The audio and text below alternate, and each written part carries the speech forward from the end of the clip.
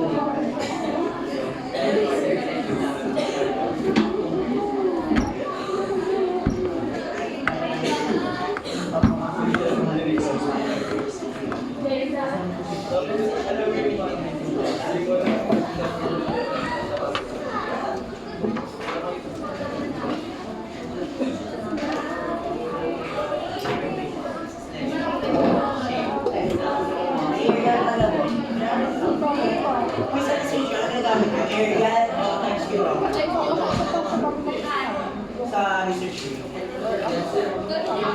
Aerial? Tapos doon.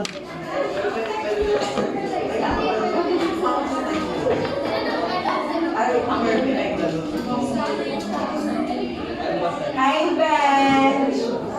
Ay, ginagawa mo? Ay, tulungan na kita. Ako na tulungan kay Benj. Benj, ano gusto mong tulong?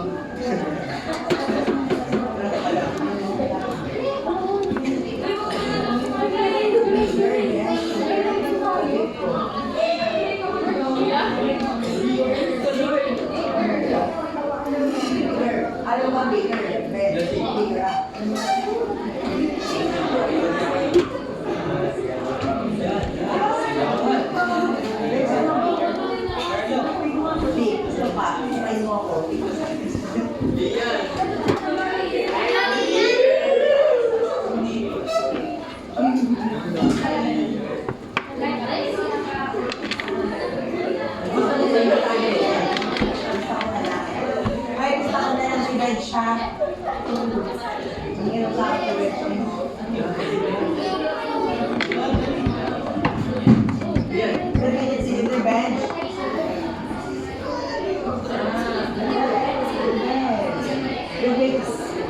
Size malaki o maliit?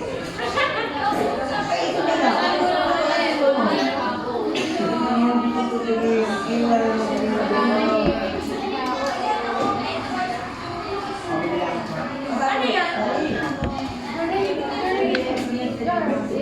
RJC, papasok po ng bayo.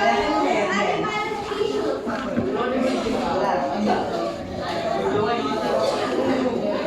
Hindi ko alam kung ano yung sir, pero parang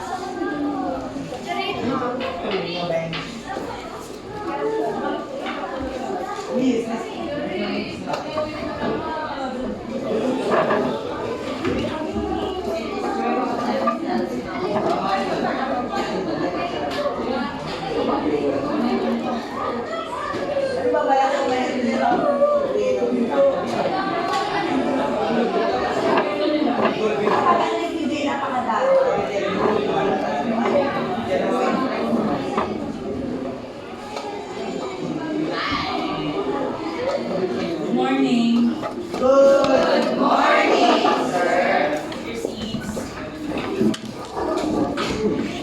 Absence.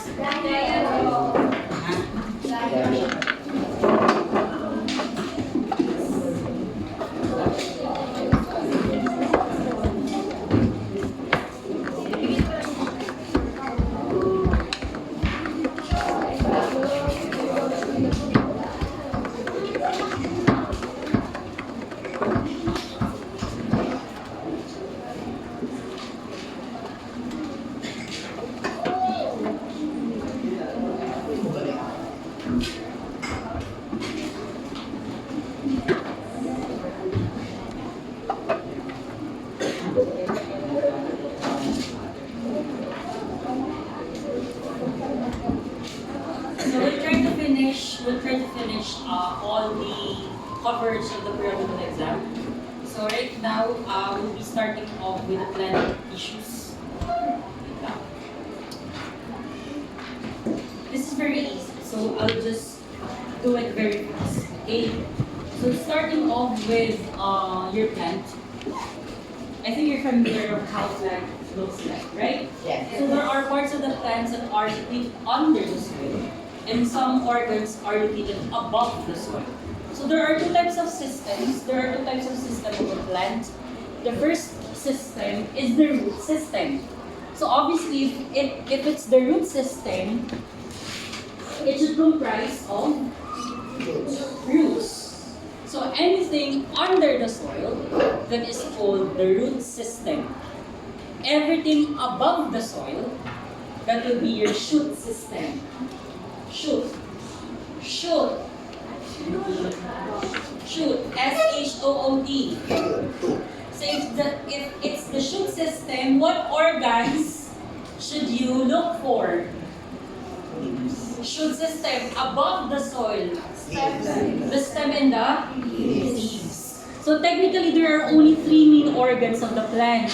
The first organ is root, stem, and leaves. Okay? Now, let's take a look at the root. So the root is made up of the primary root. So the primary root, that is the largest root. It is situated vertically with respect sa ating tree. Okay? And then from the primary root, it branches out sidewards. And that is called what? The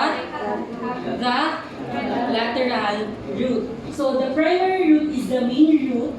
And from the main root, there are other branches of the root. And that is now your lateral root. Yung ugat from the main root, that is the lateral root. So what is the importance of having lateral root? Bakit kailangan yung mga halaman maraming or kailangan may presence ng lateral root? Especially the woody plants. Yes. Para makapag-hold sa soil. Number one, what else? Yes. Okay, with respect to the absorption of water and minerals, the addition of lateral root increases what? Increases the surface area, which allows for more absorption of water and minerals. Okay? Kasi kung walang root, walang water ang halaman. Kasi si root ang nag-absorb ng water. And then it will be transported from other plants. It will be transported to the other parts of the plant. Okay? So that is the root system. Then we have what we call the apical meristem, which will be discussed later. Apical meristem is responsible for the primary growth. Okay. Take note, there are two types of growth. Primary growth and secondary growth. Pag sinabing growth, ano nangyayari pag nag-grow? Lumalaki. Dalawang klase ang paglaki ng halaman. Isang primary growth at isang secondary growth. So pag sinabi natin primary growth, that is the growth of the plant lengthwise. Patayo. Okay? Vertical growth of the plant. increase in length. The second type of growth is the secondary growth. Pag secondary growth, paano pa ba lumalaki ang halaman aside from length?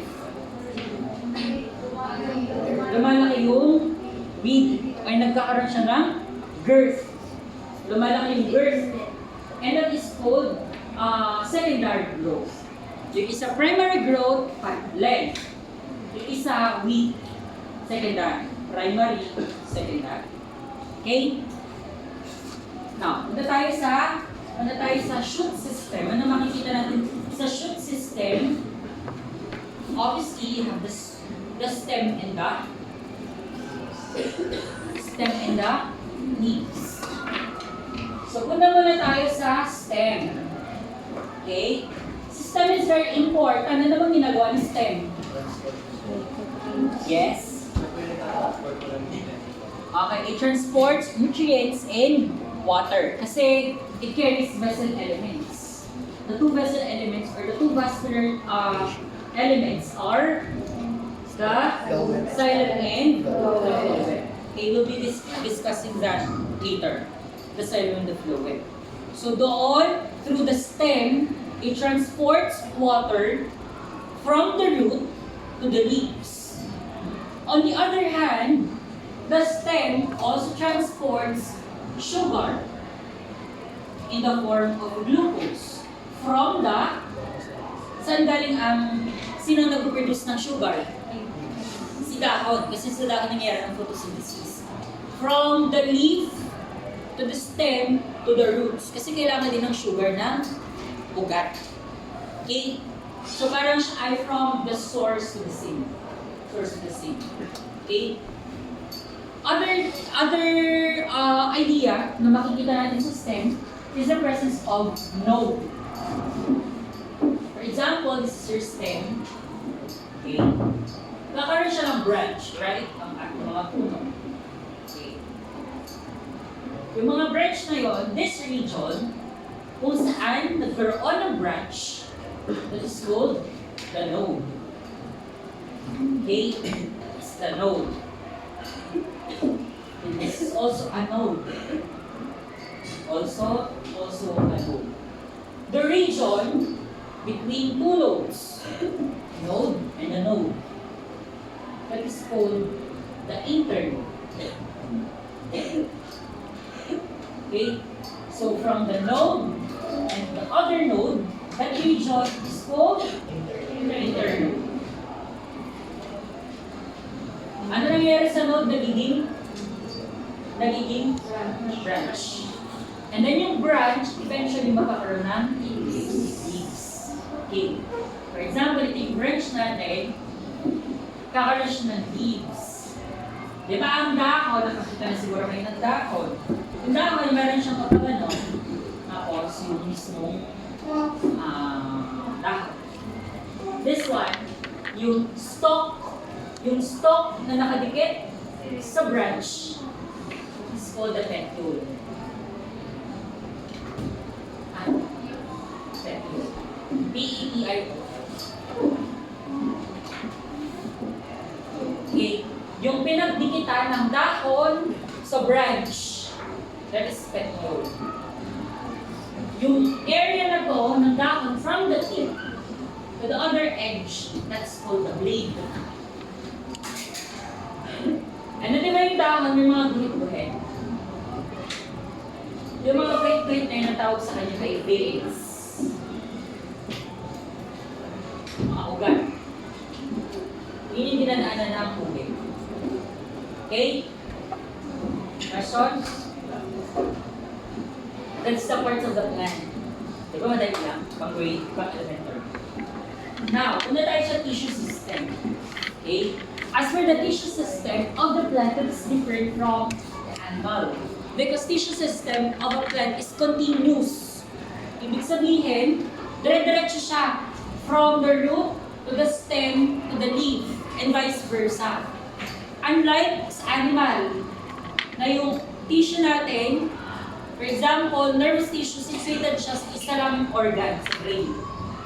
Ito, yung plant tissue na dermal, ground, at vascular, makikita siya sa lahat ng organ ng halaman.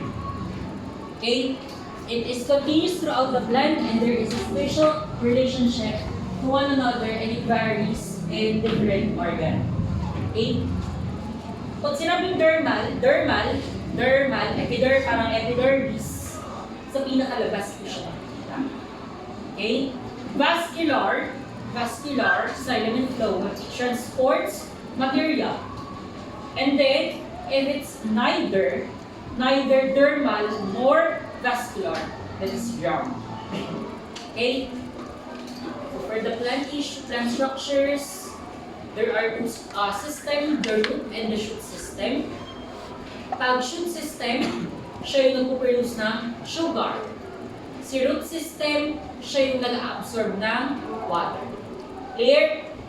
Now, tayo sa roots. Yung root natin, ay by the way, may plano. Sino na nakapagdamas dito ng damo? Okay? Yung mga magbibilis tumubo. Kung mapapansin niyo yung ugat nila, wala silang top root. Wala silang primary root. Ang meron lang sila ay lateral roots. Gaya ng sa damo. Kaya mabilis sila mag-grow. Okay? Meron din silang intercalary meristem, which will be discussed later. Okay? That is one characteristic of monocots or grasses. Wala silang primary root. Can you please give me an example of other types of grass? Aside from carbo grass, mga Bermuda, ano bang example ng mga grass?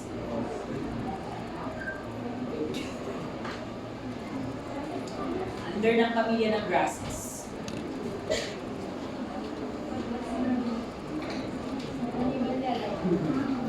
Ano pa ang mga grasses? Bamboo. Bamboo falls under the family of grass. What else? Rice. Rice is also part of the family of grasses. Okay? Corn. Corn is also part of the family of grasses. Okay? So bakit tayo napunta doon? Kasi ang root system nila ay fibrous. Or puro lateral roots. Fibrous.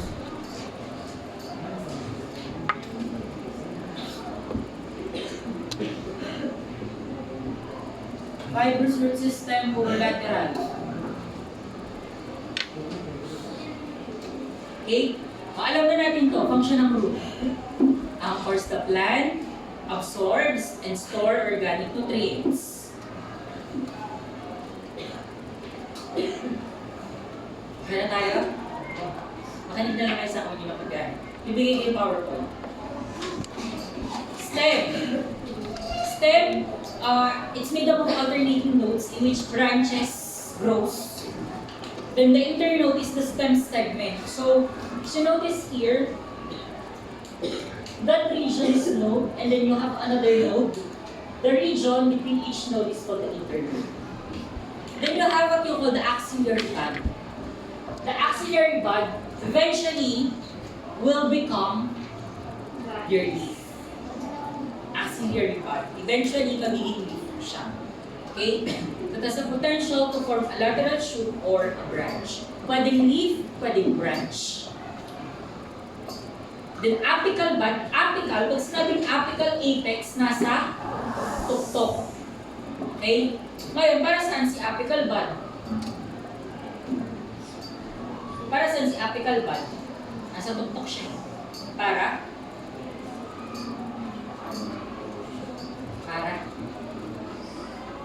saan si apical bud? Anong ginagawa ni apical bud? Andiyan ang sagot. Para humaba yung halaman. Kaya kung gusto nyo, kung ayaw nyo lang, kung nalalakihan na kayo sa halaman, pwede nyo i-cut yung kanyang apical bud. Pag na-cut yung apical bud, hindi na siya mag-grow. Hindi na siya mag-grow vertically. Pero pwede pa siyang mag-grow laterally. Kasi na kay apical bud yung apical meristem. Okay? Questions? Next. Dahon. Okay, dahon, the main photosynthetic organ.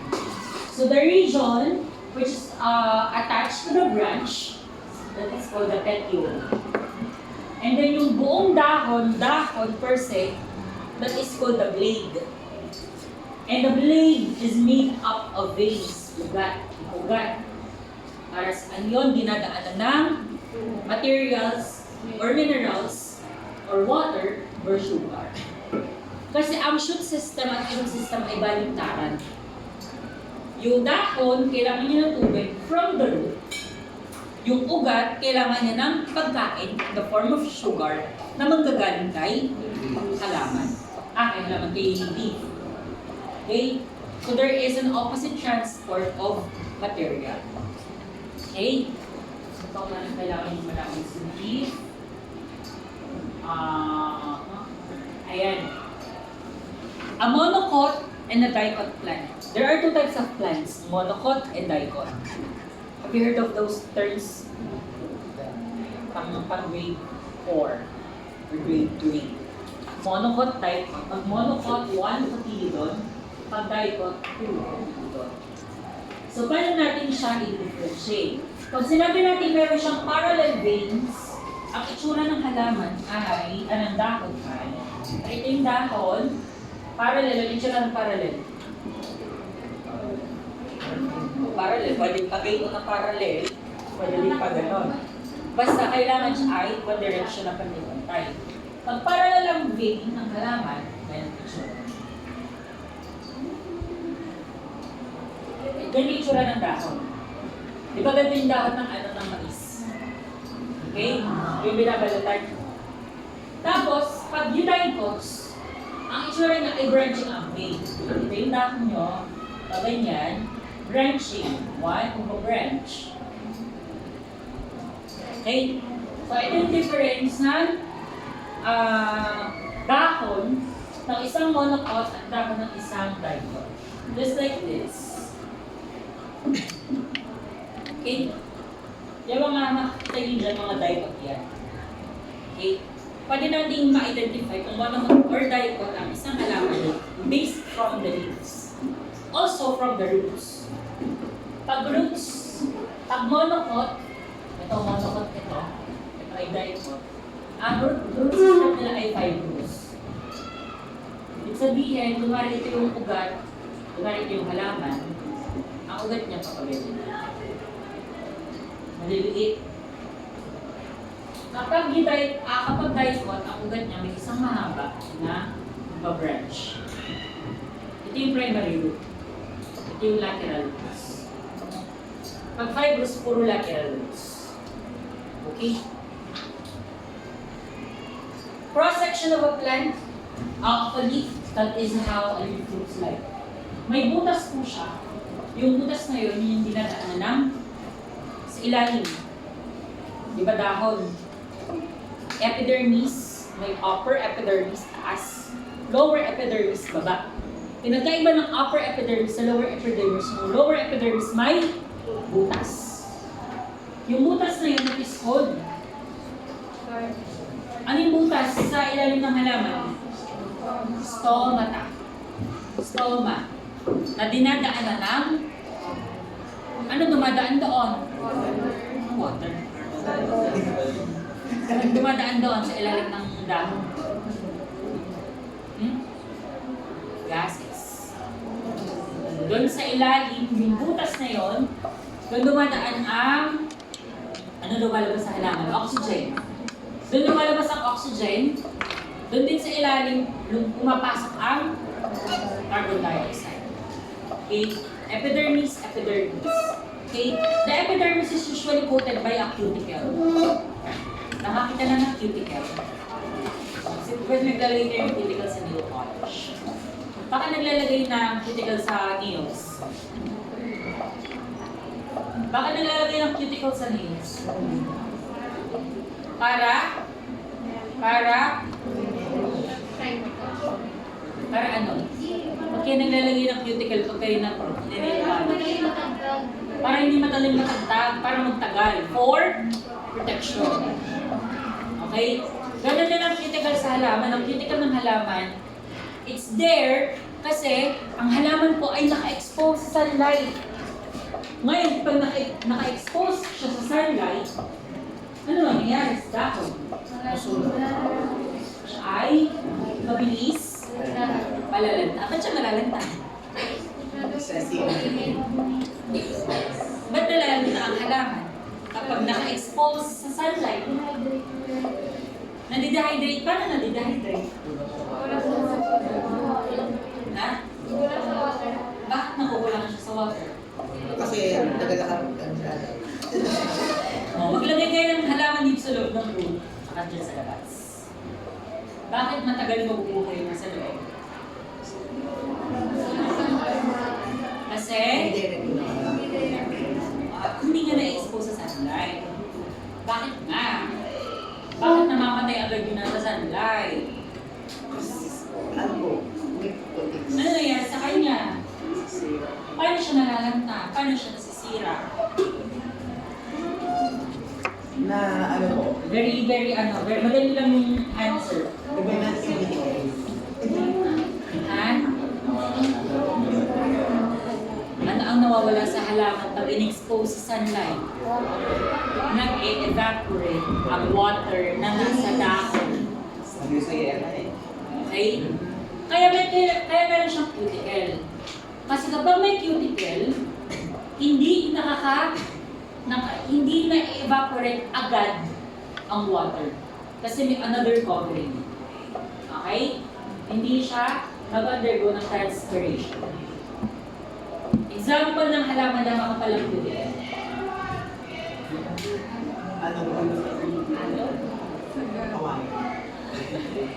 Ano example ng halaman or dahon na very obvious ang cuticle? Gabi. Gabi madami yung cuticle. Okay? Another one kung bakit, another one para madaling ma-spot ang cuticle sa halaman. Tingnan niyo yung gabi pag umulan, ano nangyayari sa tubig? Hindi nagsisip, namumuot yung droplets of water sa cuticle. Kasi ang cuticle ay hydrophobic. Kaya hindi dumikit yung tubig mismo sa surface ng dahon. Okay? Then inside the epidermis, lower epidermis may butas, upper epidermis walang butas. Yung gitna ng dahon, that is called the mesophyll. Okay? Mesophyll. May dalawang klase ng mesophyll. Palisade at saka spongy. Yung spongy, yung yellow-green. Yung palisade, yung dark green. O how do we differentiate palisade with spongy? How do we differentiate palisade with spongy?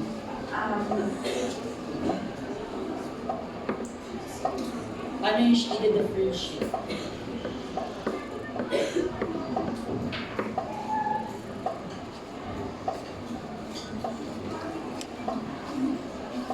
You can differentiate it in terms of arrangement.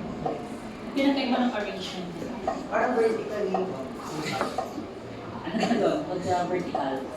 May pattern. Yes.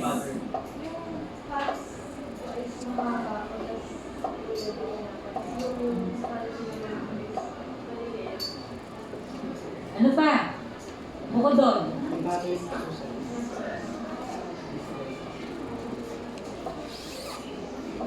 In terms of their arrangement, palisade layer or palisade cells are intact. Dikit-dikit. Compared with spongy na may spaces. Sir, bakit kailangan ng spaces ni spongy? Kasi spongy mesophyll is directly connected to your stomata. Para yung gas na pumasok, madaling ma-distribute across the mesophyll. Kasi kung nasa baba, yung dikit-dikit, paano makaka-reach those upper part ng halaman yung gas? Okay, clear? Next. Okay, that is how your stomata looks like. Yung stomata po, tatandaan po ha, ang stomata yung butas. Ang stomata yung butas. Ayan yung guard cells. Siya yung, bakit guard? Siya yung nagbabantay. Siya yung parang bodyguard ng guard cell. Kasi yung guard cell, ito yung guard cell. Pwedeng nakaganito yung guard cell, pwedeng nakaganito. Okay? Pag gumanito, ibig sabihin, the stomata is open. Kapag ang guard cell ay nakaganito, the stomata is closed. So, paano ba siya nag-o-open at nag-close? Okay? Paano siya nag-o-open at nag-close? So, let's take a look at the guard cell. If the guard cell is swollen, ibig sabihin ng swollen, maga. Swollen, maga. Pag namaga ang guard cell, ang stomata ay open. Makakapasok at makakalabas ang gas. Eh, paano namamaga? Paano namamaga ang guard cell?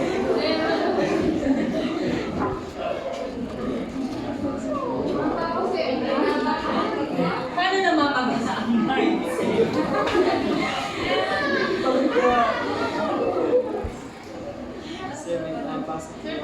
May pumapasok na water. Kaya namamaga.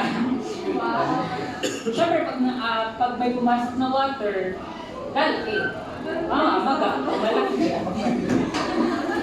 Tapos bubuka. Bubuka yung bukas. O ngayon, kailan magsasara ang stomata kapag nag-shrunk. Tagay na shrunk. Sumikip. Sumikip. Lumiit. Lumiit. Paano liliit ang guard cell? Kailangan may lalabas na. Lalabas ang water. Pag lumabas yung water, hindi close ang stomata. Ang stomata. Okay, naintindihan.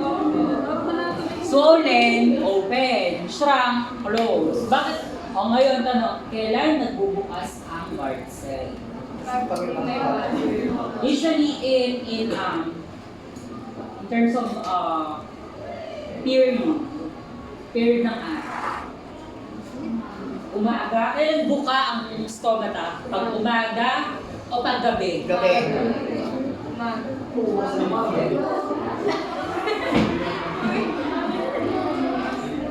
C3 plants, kasi meron tayong tatlong klase ng plants. Hindi na natin na-discuss to. Hindi ko na din na-discuss sa dosage. May C3, C4 at CAM. Ang C3 yan, mga C3 plants yan. Pag mga C3 plants, ang stomata nila ay bukas sa umaga at gabi. Ngayon yung mga CAM, crassulacean acid metabolism, CAM. Mga CAM plants, gaya ng mga halaman sa desierto. Okay? Kaya mga cactus, ano ba? Ano pang halaman makikita sa desierto?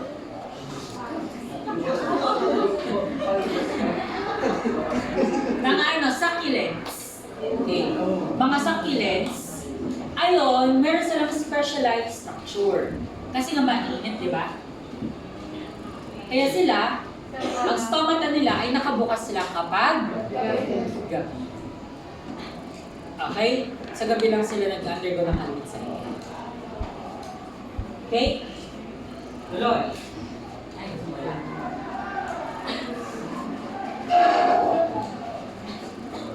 Then tissues. Ang tissues natin is divided into two. Okay? Meristematic at saka permanent. Ang pinagkaiba po nila, pag sinabing meristematic, this is dividing. Meristematic dividing. Permanent, kaya siya naging permanent, these are non-dividing cells. Again, meristematic, nagdi-divide. Permanent, hindi nagdi-divide. Non-dividing.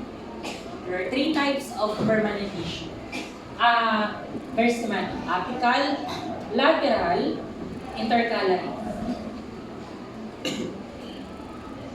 Na-discuss na natin ito, primary growth. Kung makikita yung primary growth in length. Pahaba, patayo. Pag primary growth. Okay, that's primary growth. For secondary growth, ang growth niya ay girth. Taganon. Okay, girthy. Sinabing girthy, ang halaman, malaki yung surface, malaki yung diameter. Pag girthy ang halaman. And length, pag ganito. So, usually, the growth of plants is simultaneous. Simultaneous ang paglaki niya. Pwedeng, ano ba? Pag sinabi simultaneous, sabay. Sabay ang growth ng length at saka ng length. Okay? Sabi ko nga kanina, kung ayaw nyo nang lumaki yung halaman ninyo, especially sa shoot system, tanggalin nyo na yung apical bud. Okay?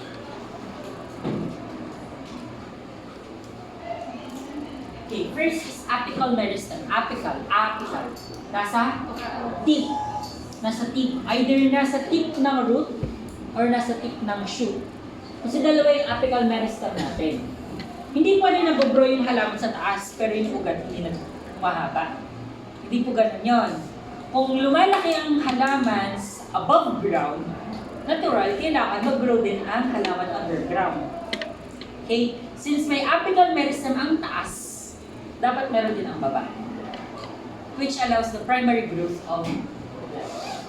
It also gives rise to the primary meristem groups. Pero yung tatlo, protoderm, trochangium at ground meristem. So bakit namin kailangan malaman yan? Yung tatlong meristem na yan.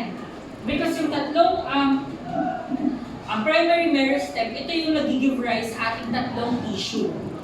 Ano ba yung tatlong tissue ng halaman? Ano yung tissue ng halaman? Again, apical meristem. Apical meristem will become your primary meristem. What are your primary meristem? The three. Ano dyan? Protoderm, trochangium,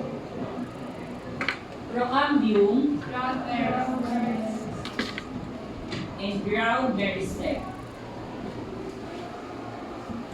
Eventually, yung protoderm magiging epidermis. Yung trochangium mo magiging xylem and phloem. Then yung ground meristem mo magiging teeth and cortex. Sir, what's the relationship with these three? Or why are these important? Because the epidermis will become your dermal tissue. Your xylem and phloem will become your vascular tissue. And your teeth and cortex will become your ground tissue. And what are these three? These are the three plant tissues. So all of the plant tissues arise from the apical meristem. Okay? Okay?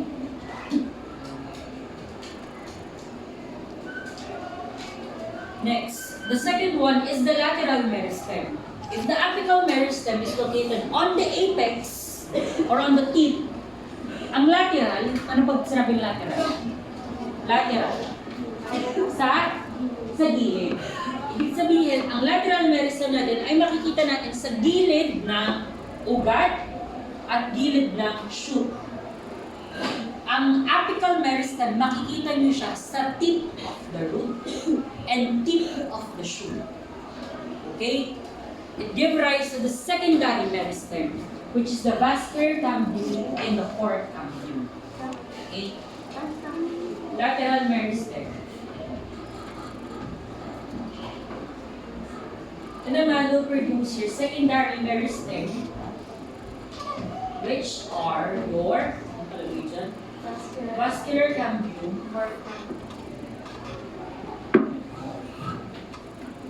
and the fourth cambium. So the fourth cambium produces the bark. Alam mo ano ang bark? Bark ng puno. Bark, ayan. Ayan, bark ng puno. Okay, yung kinukutkot, spark. Pag kinutkot mo yung puno, di ba may natatanggal, part yun ang halaman. Okay?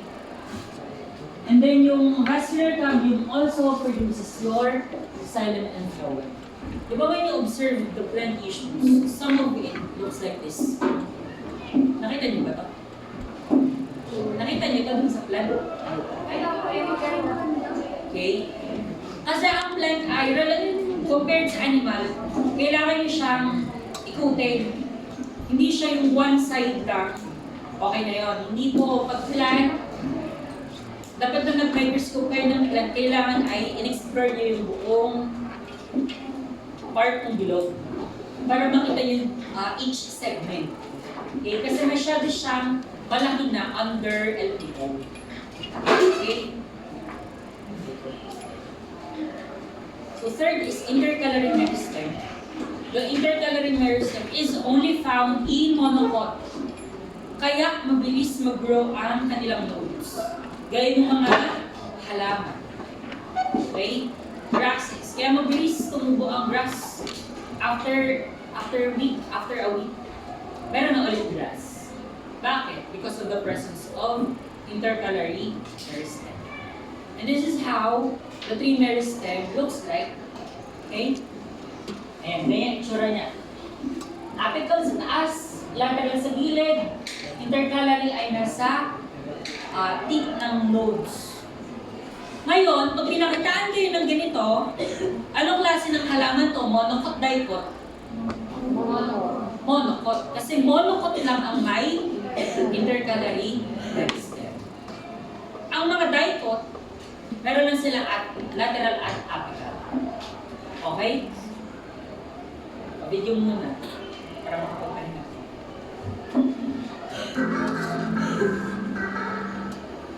In our last video, we studied that plants have two types of tissues. Can you name them for me? What are they called?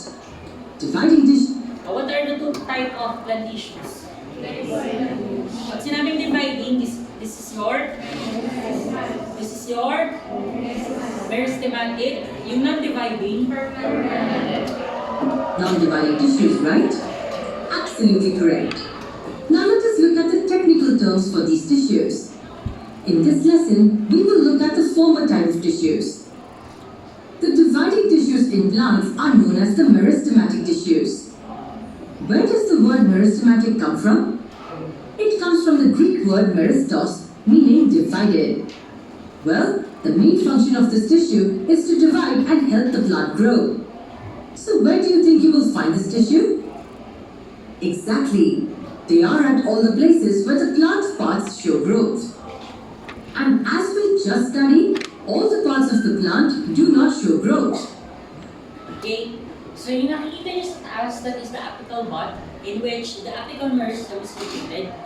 And then here, sa baba, meron siyang growing plants, growing parts, especially dun sa top root niya, or dun sa main root, kasi nandun ang apical meristem. So, simultaneously, the plant grows vertically upwards and vertically downwards via apical meristem. Restricted to only certain parts of the plants. What's interesting is that meristematic tissues is named differently based on the part where it is found. And do you know how many such parts of plants have meristematic tissues? 3 different parts. That's correct. 3 different parts have meristematic tissues. The meristematic tissues in each of these parts has different names. Let us look at the 3 main types of meristematic tissues. The first is the apical meristem, the second is the lateral meristem, and the third is the intercalary meristem. Do not be let down by these difficult names. Let me make them easy for you to understand. Apical meristem tissues are found in the growing tips of the stems and the roots. This tissue divides and helps increase the length of the plant. What about the second one? Lateral meristem? Do you know where it is found in the plant body? The word lateral means side to side, and this means the girth of the plant. The lateral meristematic tissue divides and increases the girth of the plant. Apical increases the length and lateral increases the girth. This girth of the plant is also known as the cambium of the plant. What about the last tissue type? Intercalary? Where is this tissue found? This tissue is found at the base of the leaves or the internodes. These spaces here are known as the nodes. What do you think this tissue will do? They will facilitate the growth of the twigs into branches. As these tissues are very active, the cells in these tissues are filled with cytoplasm. They require a lot of energy and nutrition to carry out the various functions of the tissues. But do you know something interesting? At the initial stages, these tissues are not differentiated into any specific types. Once they divide and mature after completing the growth of the plant, their characteristics change. Then they are differentiated into components of a single tissue. Division of labor takes place only after maturity. Until then, all the meristematic tissues exhibit the same function of simple growth of the plant. If these are the characteristics of the dividing tissues, what about the non-dividing tissues? Let us study them in our next lesson. Non-dividing tissues. Non-dividing tissues are your permanent tissues. Just like this, the xylem and the phloem. So what is unique about the xylem is it transports only water. Where did the transport of water? From the rhoda to the stem. Its movement is upwards. It means it travels against the idea of gravity. Right? Because if there is gravity, there is a pull. Usually, when I hold the ball pen, and then when I remove my hold, the pen drops because of gravity, right? But, paano nagta-transport? Water upwards, against gravity siya. And that movement is called transpiration. Okay? That is called transpiration. Okay? So, it happens in the xylem. On the other hand, the phloem naman, ang nagtatransport sa phloem ay nutrients or glucose, which is a product of photosynthesis na nangyayari sa leaves.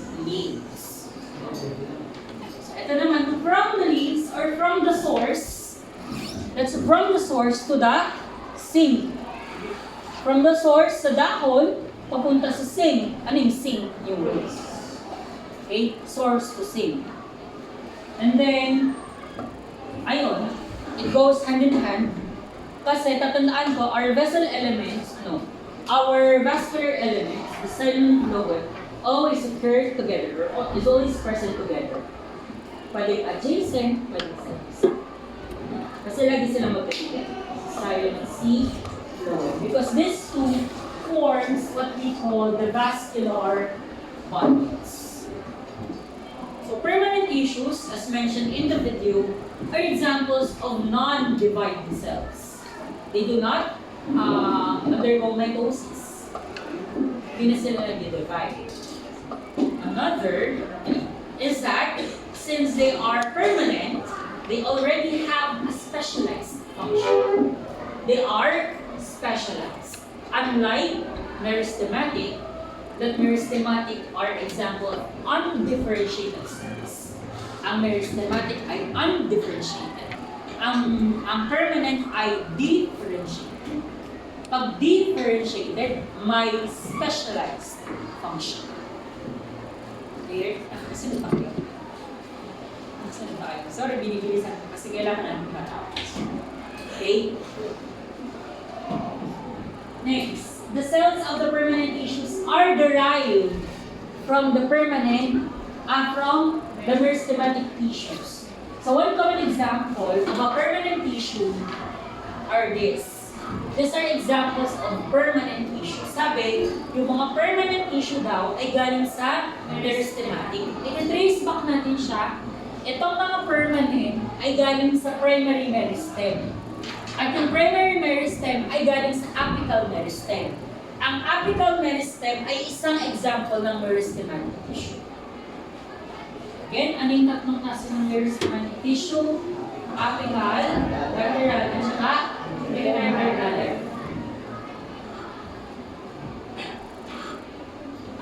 Itong tatlo, these are examples of meristematic.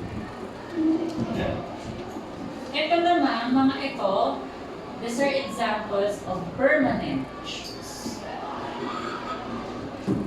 So tama, sabihin natin that permanent issues are derived from meristematic issue. Okay? Bukas na natin. Ay sa Wednesday. Okay, dermal, vascular, tsaka gram, tsaka ito na lang. Okay? And, tapos na. Okay? So, on Wednesday, we will finish this and we will have a recitation. Sir, wala pong common. Ha? Common. Wala na nila tayo. Pero, after periodical, may isa pa kayong quiz about sa chapter na to. Okay?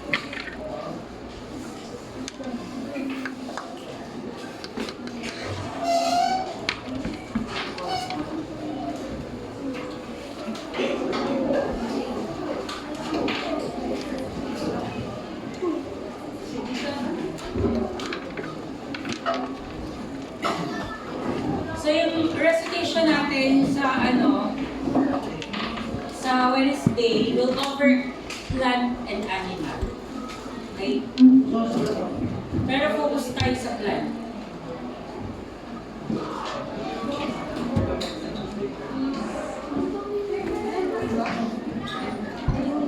Ha? Ha? Sa after periodical. Okay na po kayo sa speaker.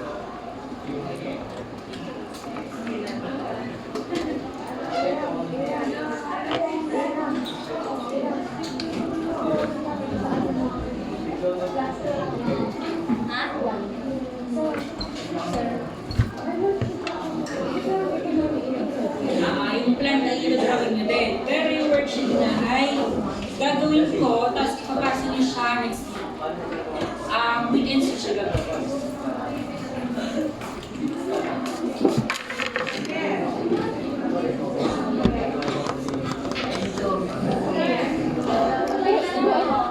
Seeds pa lang daw, para daw po nakakasama. Paano? Seeds pa lang daw po, para daw po nagpo-photosynthesis. Hindi pa siya mabubukas kasi wala siyang tao. Pero sir, nagpo-cover talaga eh. Pero yung seed mismo, meron na kasi siya mabubukas na siya. Pag natubigan niya, meron pa siya. Yung seed pa lang, may nutrients na siya. Kaya niya mag-survive as a seed. Pero as it grows old, as it lengthens, and as it grows vertically and horizontally, kailangan niya ng additional nutrients. Kaya nagkakaroon na ng sprouts ng dahon. Yes, sir. Kakalabas ka lang. Basta may dahon, meron na siya photosynthesis. Kasi nasa dahon ng chlorine.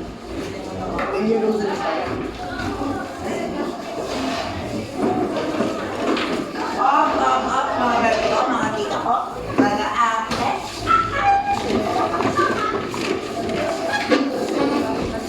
Ang sabi.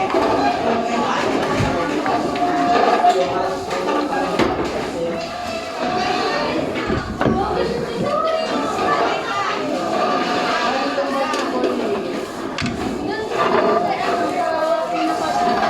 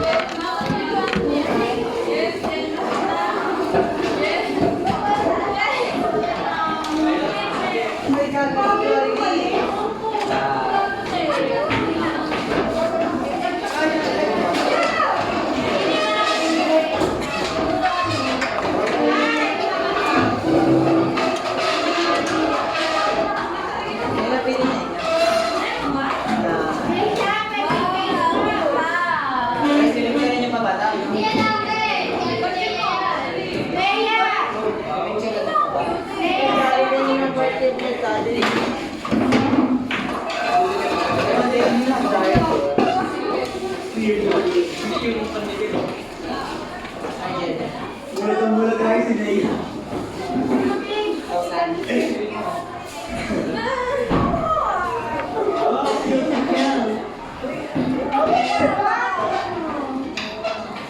Hindi ko naman tayo sa wala pala si Naya.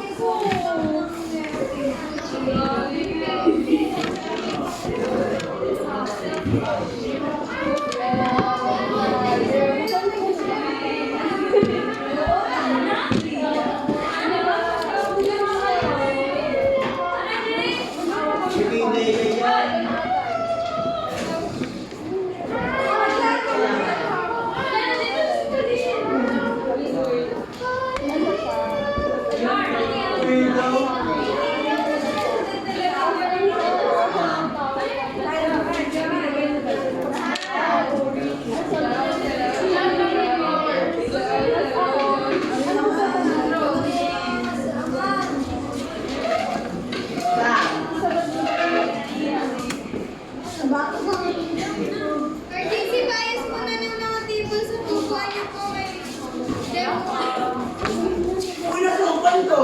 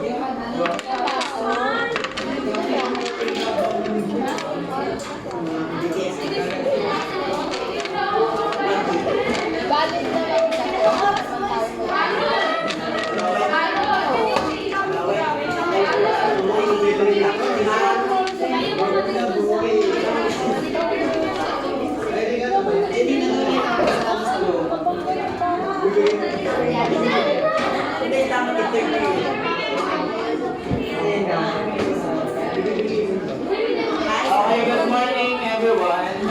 Good morning, sir. Palagay ng upuan doon. Sir, sino naman sa inyo pen?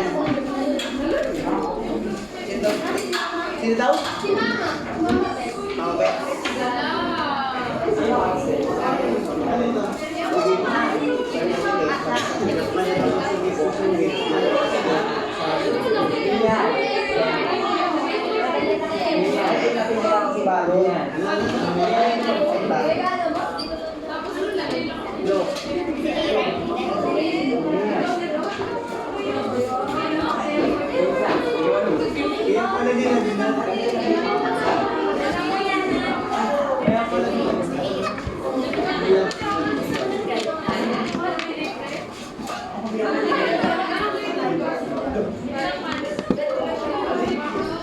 Okay na, start na tayo.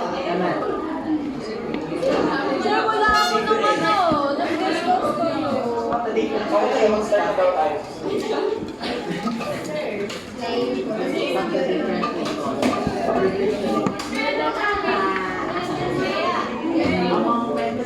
Makilimot na lang po ng mga basura sa ilalim. Pasuyo ako.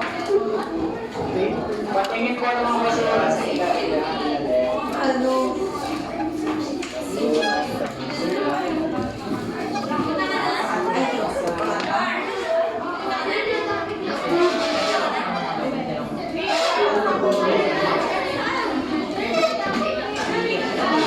Okay ka. Okay, ang mga na-start na. Tinan mo, ito dito naman.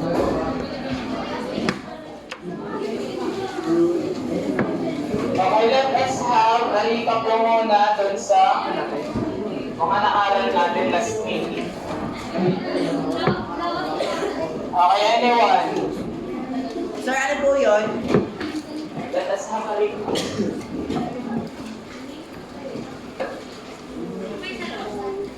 Anyone?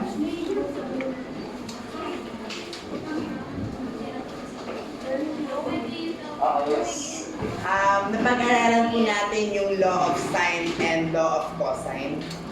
Okay, so very good. Can you give me the formula or the formula for law of sine? A over sine A equals B over sine B. Or pwede naman po siyang A over, basta po C over sine C, yung mga ganong level, sir. Okay, so thank you so much. How about law of cosine?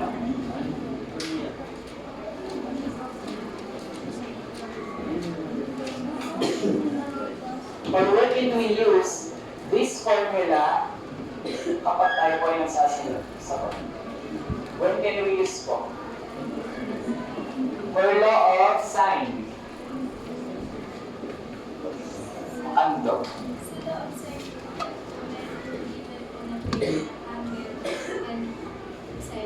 Okay, so if we have the given pair of angle and opposite side. How about the law of cosine? Marase.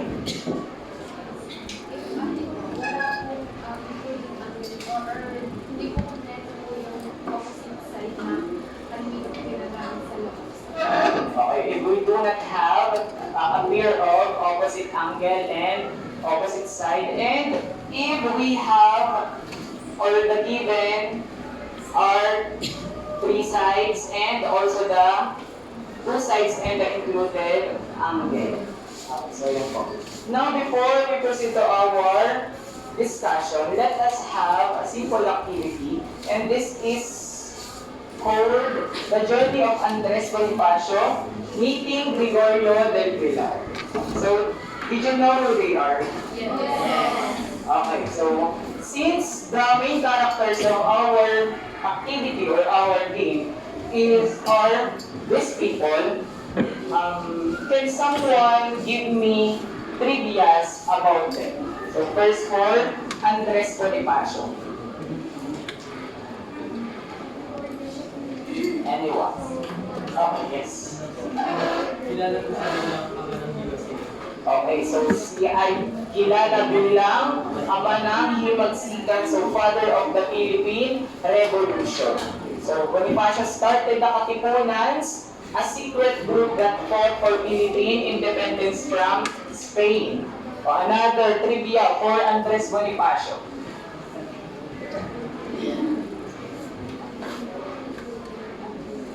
Okay, let's go. Okay, so yung he is the founder of KK Torreong Katipunan. Ano ba po kaya? Okay, thank you so much po. Meron ba po? Okay, the way please give 100 points for group. Okay, group 3 and group 4. Sir, dalawa. Okay, meron ba po? Okay, aside from that, Andres Bonifacio is also self-taught leader. So he didn't have formal education, but he learned by reading books and teaching himself. And also yung heroic death niya or yung pagkamatay niya, he was executed in 1897 for being accused of treason.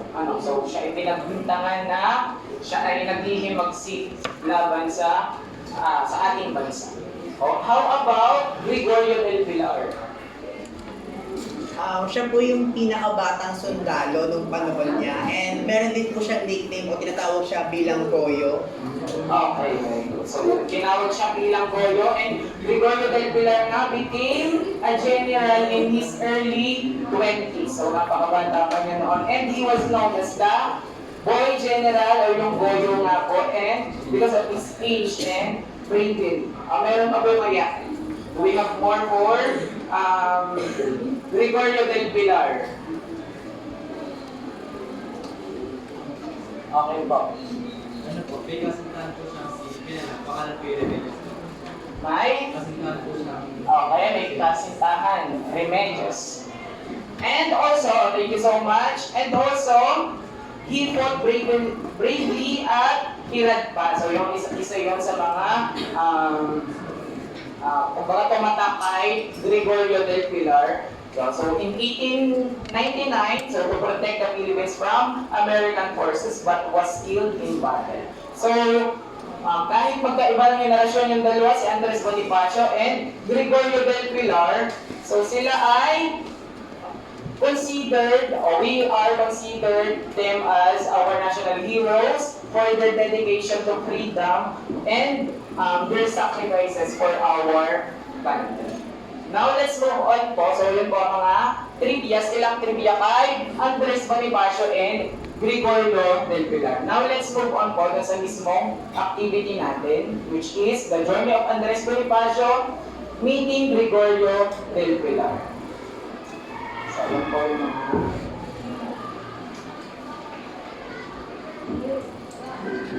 okay, so as you can see, we have maze here, and the goal of Andres Bonifacio nga po is to meet Gregorio del Pilar. So, for Andres Bonifacio meet Gregorio del Pilar, he needs your help. So, paano po? As you can see again, we have red dots here. 1, 2, 3, 4, 5, 6 red dots. So, each red dot has corresponding or it represents different questions. And all you need is to answer, all you have to do is to answer those questions. So ang activity pong is by group.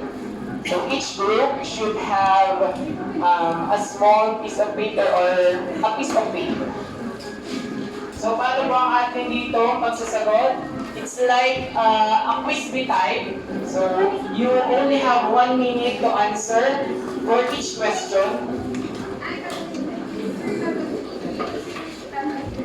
Just yung papel po. Para siyang board. Magiging board nyo is yung, ano nyo, your paper.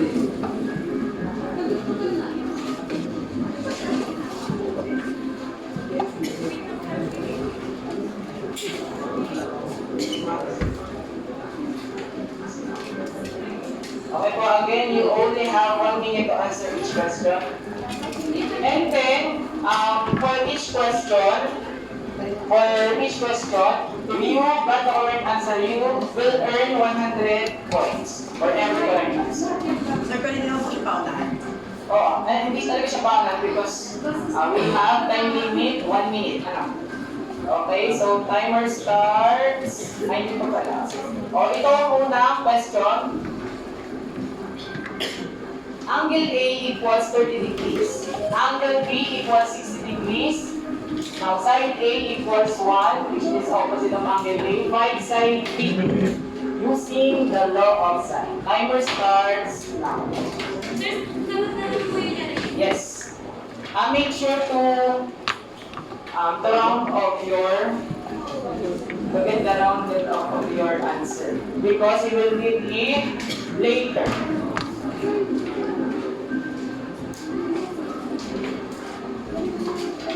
Again, your answer should be whole number because you will need it later.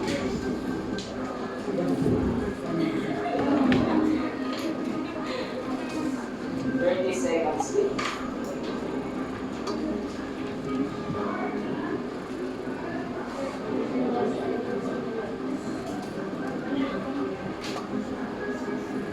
Pwede po, sir, sa decimal point po mag-round off or dun sa Sa mismong una, like una na po. 5, 4, 3, 2, 1. Papers up. Okay, Bob. Okay, group 1. Again, make sure your answer is whole number. Okay, sige. Sige, pwede na. Group 1, correct. Group 2, correct. Group 3, correct. Group 4, correct. Group 4. And then group 5, correct. Again, your answer should be whole number because you will need it later. Okay, next. So, 2. Next.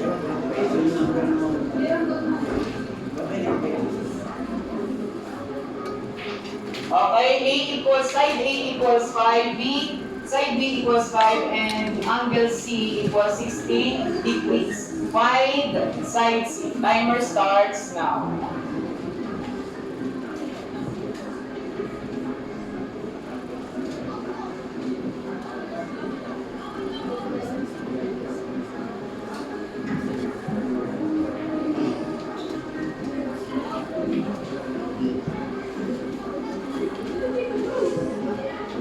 Ano yun?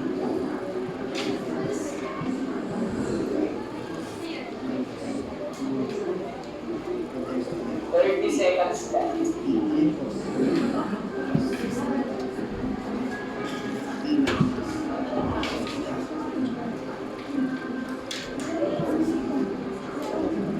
May group po yan ha, so dapat may collaboration.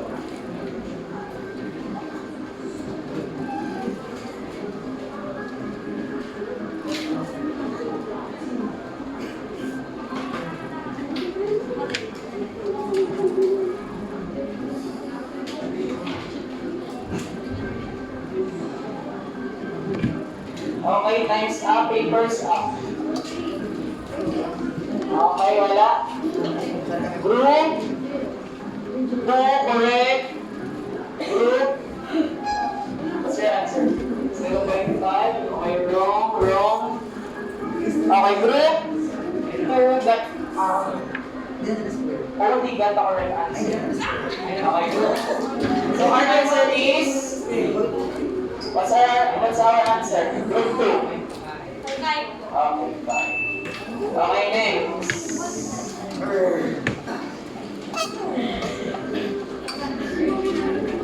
Side A equals 1, side B equals 1, angle C equals 60 degrees. Use these values to find side C. Timer starts now. Pag nag-papers up na po ako at hindi nakataas, ibig sabihin po ay it means that your answer is invalid.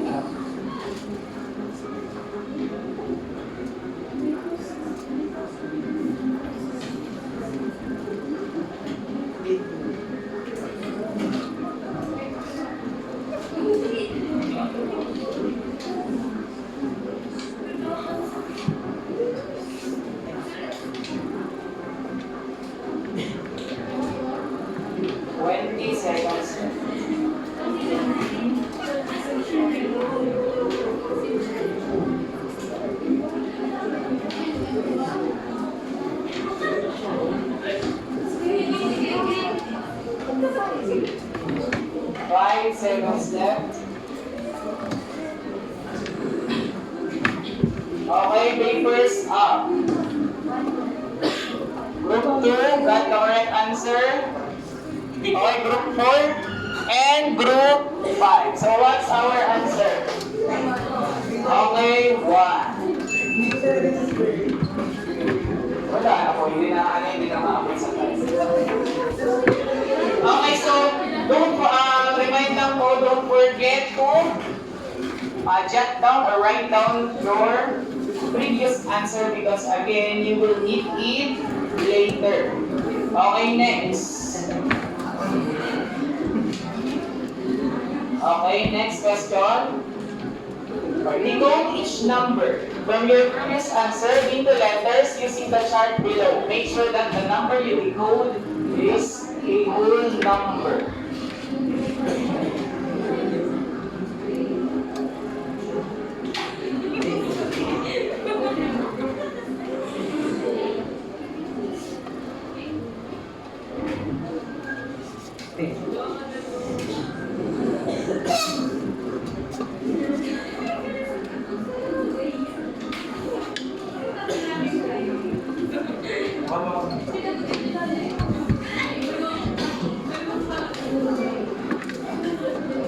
Okay, 30 seconds left.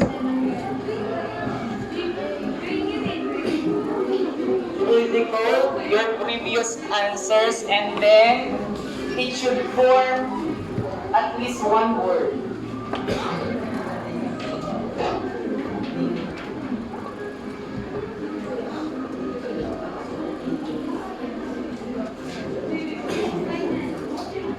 Five seconds left. Okay, papers up. What's your answer? Okay. Okay, group 2 got the correct answer. Group 3 as well. Group 4 and group 5. Where did you get it? Nea. Nea. Your answer is? What's our answer? Bea. Okay, Bea. Again, don't forget to jot down or write down your answer. Okay, next.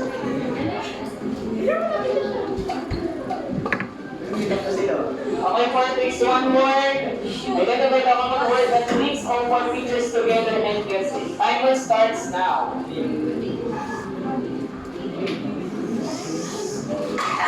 Quiet.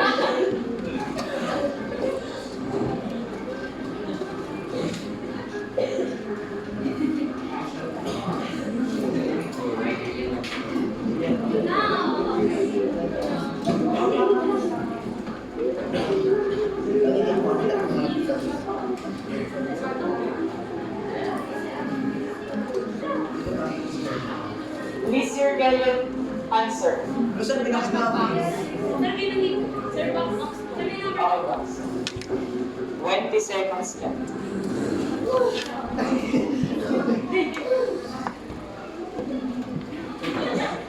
Oh, intense.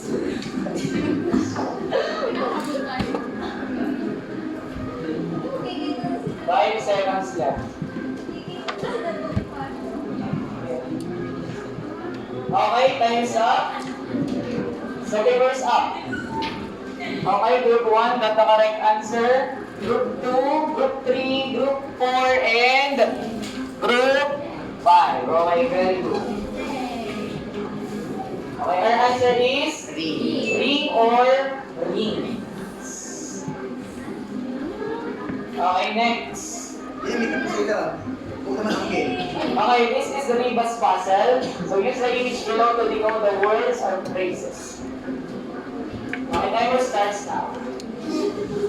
Did you know what rebus puzzle is? Yeah. So it's like you will decode a given image or images. Like for example, I have an apple with an eye with an apple in it. So the answer is apple of the eye. Right now. Like for example, the given pictures is apple with an eye with an apple in it. So the answer is apple of the eye. So that's the rebus puzzle. So yeah, we will decode this image. 14 seconds. So we have Sir, kasama na po yung previous po. what? Again, ano? Hindi, ito.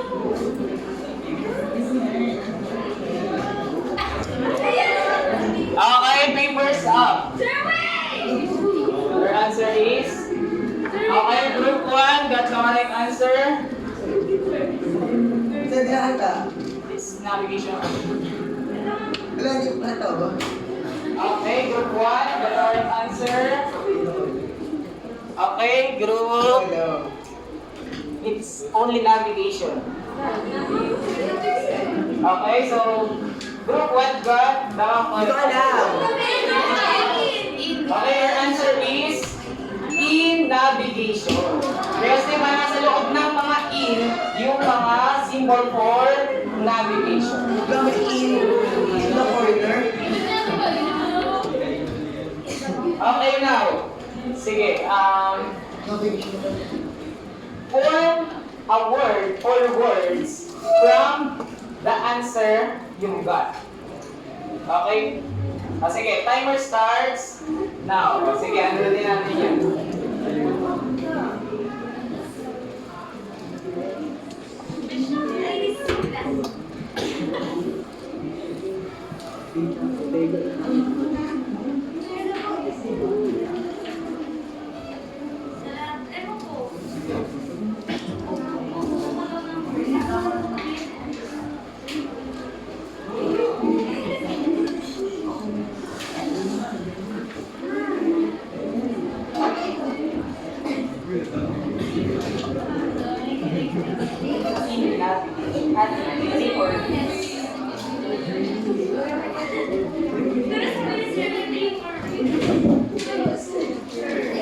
Okay, 13 seconds left.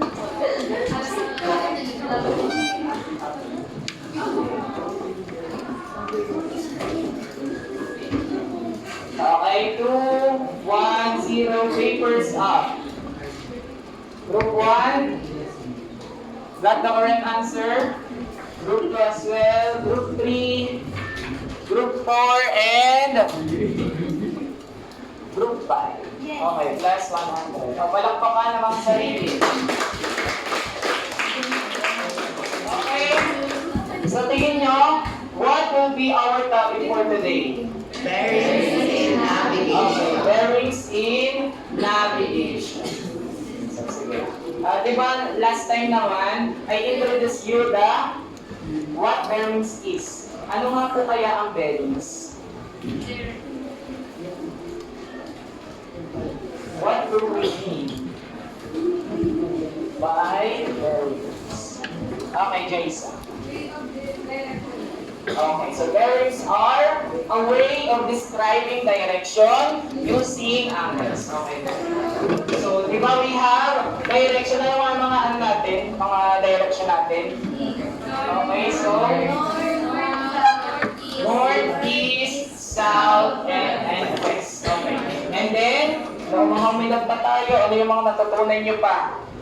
Northeast, southeast, west, northwest, northwest. Okay.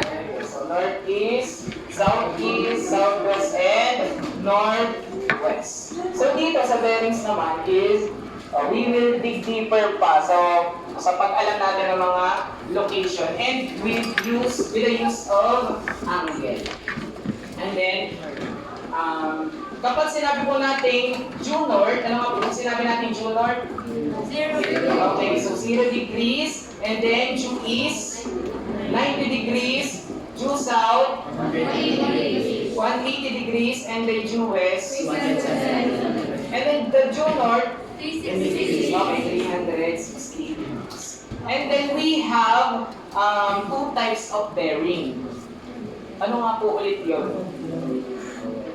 I think nabanggit ko din itong nakakaraan. Okay.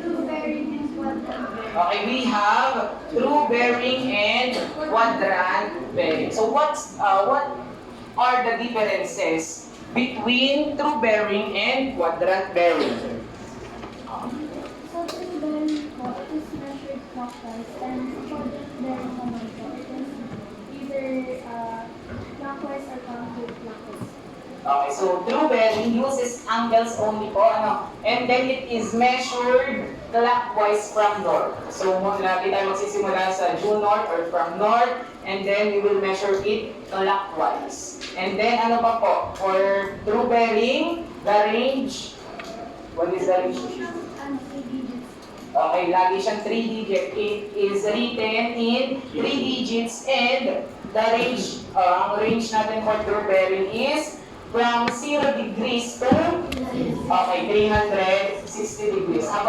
For quadrant bearing naman po, ay, so if sabi nga niya, kung minimeasure the clockwise, for quadrant bearing, pwede din namang mag-counterclockwise. Ano? So, kunwari, yun nga, from west of north. So, pwede natin mula north, ay di pa-counterclockwise pupunta dun sa west. And then, if sa true bearing is it measured clock or siya ay uses angles only lang, for quadrant bearing, sa ano mga ginagamit na po natin doon? Okay, we have the cardinal direction na po. So, yung mga yan, mga north, east, south, west. And, yung mga cardinal direction na yan, ano po lagi ang nauuna? North and south. Okay, so our reference for quadrant bearing or reference point is north and south. Okay.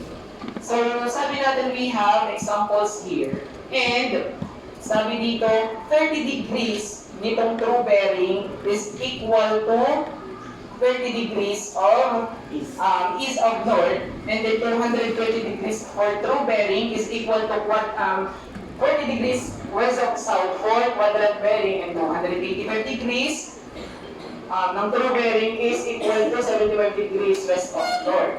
How come? So dito, so let's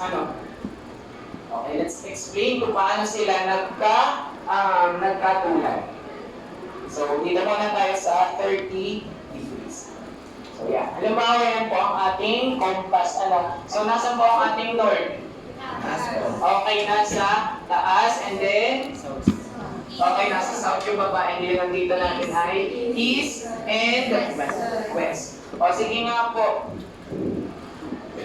Sino kaya makakapag-draw dito or makakapag-lagay ng line ng direction for, doon muna tayo sa 30 degrees east of north. 30 degrees east.